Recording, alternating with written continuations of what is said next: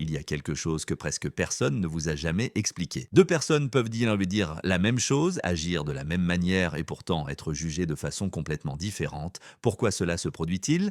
Pourquoi certains regards génèrent une confiance automatique tandis que d'autres éveillent chez la suspicion? Et il y a un détail encore plus troublant, cela n'a rien à voir avec votre personnalité, cela a à voir avec la couleur de vos yeux. Restez, car ce que vous allez découvrir explique des réactions que vous ressentez depuis toujours, mais que vous n'avez jamais comprises. Les yeux marrons sont les plus communs du monde, mais leur effet psychologique est loin d'être ordinaire. Ils contiennent une forte concentration de mélanine, le même pigment qui protège la peau du soleil. Au niveau biologique, cette mélanine absorbe plus de lumière. Au niveau psychologique, elle transmet la stabilité. Le cerveau humain associe inconsciemment cette profondeur sombre à la sécurité, à la solidité et au contrôle. Diverses études en psychologie sociale ont observé un phénomène répété.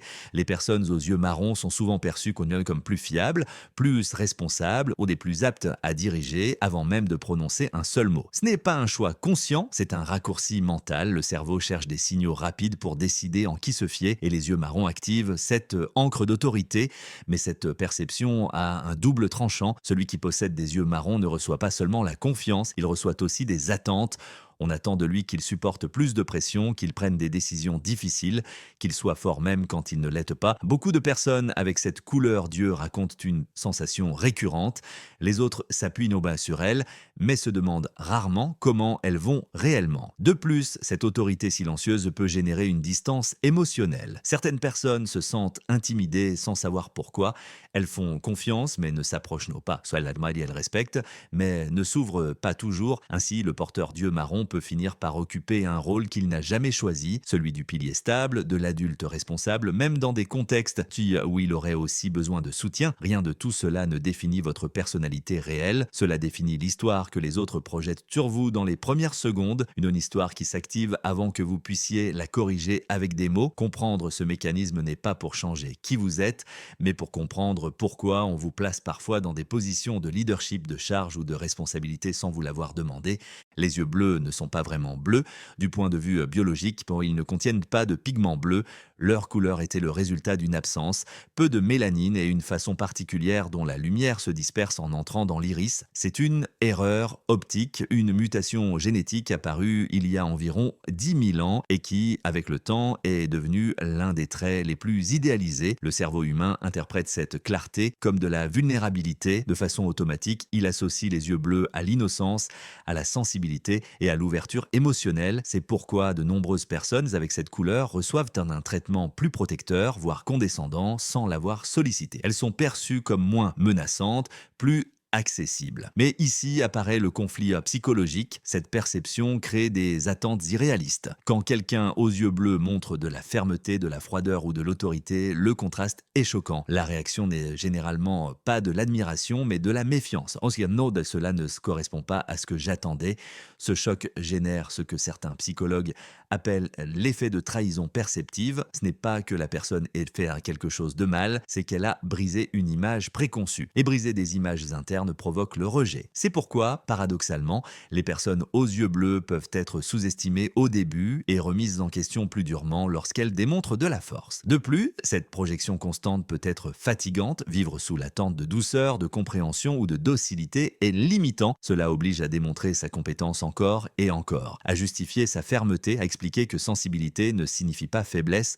La couleur ne définit pas le caractère, mais bien le cadre dans lequel les autres interprètent vos actions. Le comprendre permet de ne plus personnaliser certaines réactions. On ne vous juge pas toujours pour ce que vous faites, mais pour ce qu'il s'attendait à avoir reflété dans votre regard. Les yeux verts sont rares, moins de 2% de la population mondiale en a, et cette rareté ne passe pas inaperçue pour le cerveau humain. Ils contiennent une combinaison inhabituelle de mélanine et de lipochrome, un pigment jaunâtre qui, en se mélangeant à la lumière, produit cette teinte changeante qui ne semble jamais tout à fait fixe. Psychologiquement, ce qui n'est pas stable génère de l'ambiguïté, et l'ambiguïté active l'alerte. C'est pourquoi les yeux verts provoquent souvent une double réaction, attraction et inquiétude en même temps. On ne sait pas exactement à quoi s'attendre, et parfois ils semblent clairs, d'autres fois sombres, parfois chauds, d'autres fois froid. Cette variabilité est interprétée de manière inconsciente comme une imprévisibilité émotionnelle. Historiquement, ce regard a été associé au mystérieux, à la magie, au dangereux, à l'indomptable, non pas parce qu'il existe une relation réelle, mais parce que l'être humain tend à projeter du sens sur ce qu'il ne peut pas classer rapidement. Ce qui ne rentre pas dans une catégorie claire devient symbolique. Dans la vie quotidienne, cela se traduit par des perceptions contradictoires. Les personnes aux yeux verts sont souvent vues comme intenses, passionnées ou émotionnellement complexes. On leur attribue de la profondeur, mais aussi de la volatilité. Parfois, on leur fait immédiatement confiance. D'autres fois, on les observe avec prudence, comme si elles pouvaient changer d'un moment à l'autre. Cette projection peut générer des relations déséquilibrées. Certains s'approchent en cherchant l'intensité, d'autres s'éloignent par peur de ne pas savoir la gérer. Et celui qui a les yeux verts reste piégé entre des attentes qu'il n'a pas choisies. Il ne s'agit pas de comment vous êtes, mais de comment on vous lit avant de vous connaître. Le regard vert n'offre pas de certitude rapide et cela oblige l'autre à compléter l'histoire avec ses propres peurs ou désirs. Les yeux noisettes ne se laissent pas définir facilement. Ils ne sont ni complètement marrons ni verts.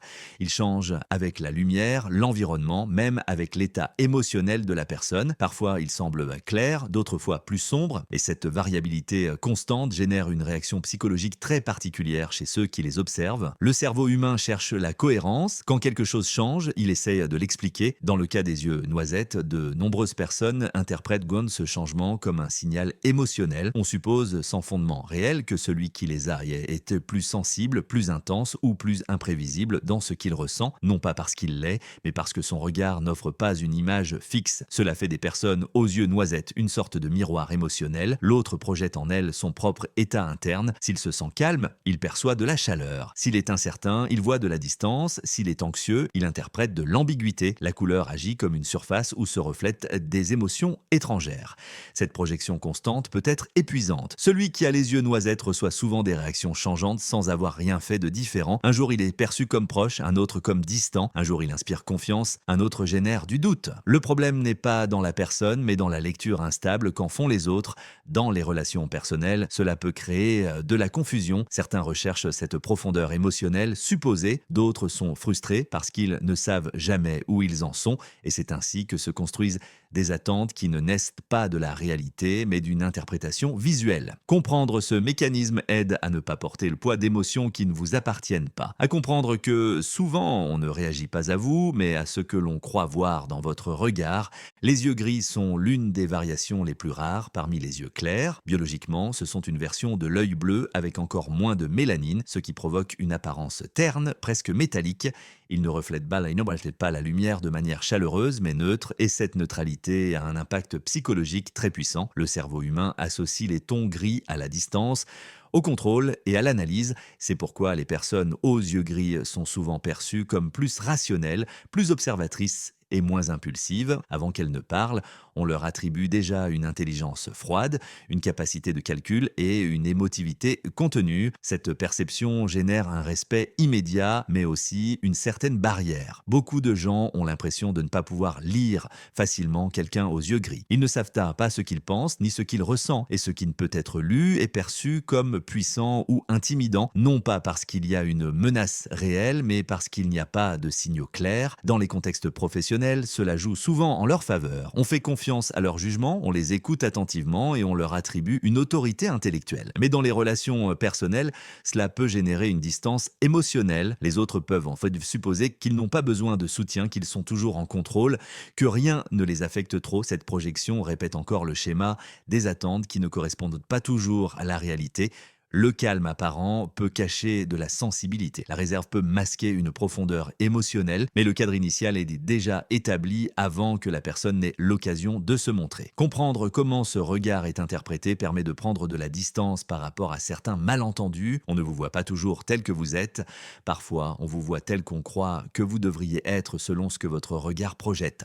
Les yeux ambres et les yeux noirs génèrent des réactions plus primitives. Ils ne passent pas d'abord par le filtre rationnel, ils activent quelque chose de plus ancien quelque chose d'instinctif. Les yeux ambres contiennent une forte présence de l'hypochrome, le même pigment observé chez certains animaux prédateurs. Leur tonalité dorée n'est pas courante chez les humains et c'est précisément pour cela qu'elle éveille une réponse viscérale. Le cerveau les associe à la vigilance, à l'acuité, à une attention constante. Beaucoup de personnes décrivent ce regard comme pénétrant, difficile à soutenir. Psychologiquement, les yeux ambres sont souvent perçus comme dominants, pas nécessairement agressifs, mais attentifs. Comme s'ils observaient toujours quelque chose d'autre. Cela provoque du respect, de la curiosité et dans certains cas, de l'inconfort. Non pas parce qu'il y a un danger réel, mais parce que l'esprit interprète ce regard comme celui de quelqu'un qui voit avant les autres. Les yeux noirs, d'autre part, produisent une réaction distincte. Dans la plupart des cas, ils ne sont pas vraiment noirs, mais marron extrêmement foncé. Mais en absorbant presque toute la lumière, ils génèrent une sensation de profondeur totale.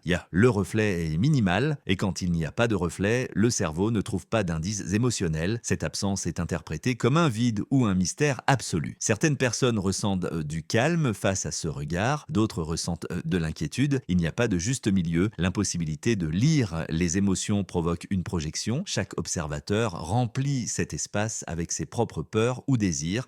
C'est pourquoi les yeux très sombres ont été culturellement associés au pouvoir, au secret, à l'autorité silencieuse. Ils ne parlent pas beaucoup, n'expliquent pas trop, et cette économie émotionnelle, réelle ou imaginaire, est perçue comme du contrôle. Dans les deux cas, ambre et noir, la réaction de l'autre en dit plus sur lui que sur vous. Ce sont des regards qui n'offrent pas d'indices faciles, et quand il n'y a pas d'indices, l'esprit invente des histoires. L'hétérochromie se produit lorsque les yeux ne partagent pas la même couleur ou lorsqu'un même iris présente deux tons distincts.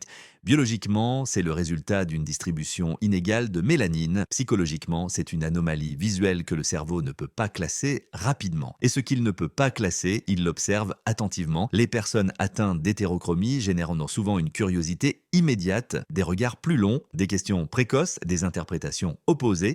Pour certains, cela représente la singularité et l'attrait. Pour d'autres, cela éveille la méfiance ou la distance, non par logique, mais parce que cela rompt la symétrie que le cerveau associe à la prévisibilité. Historiquement, cette condition a été liée à des figures marginales, chamans, visionnaires, personnes différentes. Aujourd'hui, bien que le contexte soit autre, la réaction primaire persiste. Le regard inégal est perçu comme un signe de complexité interne, comme si la personne contenait deux récits en même temps. Mais voici le point clé de tout ce parcours, aucun de ces effets ne définit qui vous êtes.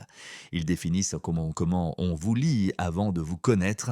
La couleur des yeux fonctionne comme un raccourci cognitif, un filtre préalable, une histoire que d'autres construisent en quelques secondes et que vous n'avez pas écrite. Comprendre cela change la perspective, cela permet de ne plus porter le poids de réactions qui ne vous appartiennent pas, de ne plus personnaliser les jugements automatiques, et surtout de comprendre que de nombreuses interactions ne commencent pas de la réalité, mais d'une perception visuelle inconsciente. Votre regard n'est pas une destination, c'est un point de départ pour les autres. Le savoir vous donne un avantage, car lorsque vous comprenez le cadre depuis lequel on vous observe, vous pouvez décider plus clairement comment vous montrer et quand ne pas le faire. Au final, il ne s'agit pas de la couleur de vos yeux. Il s'agit de reprendre le contrôle de l'histoire que les autres croient y voir reflétée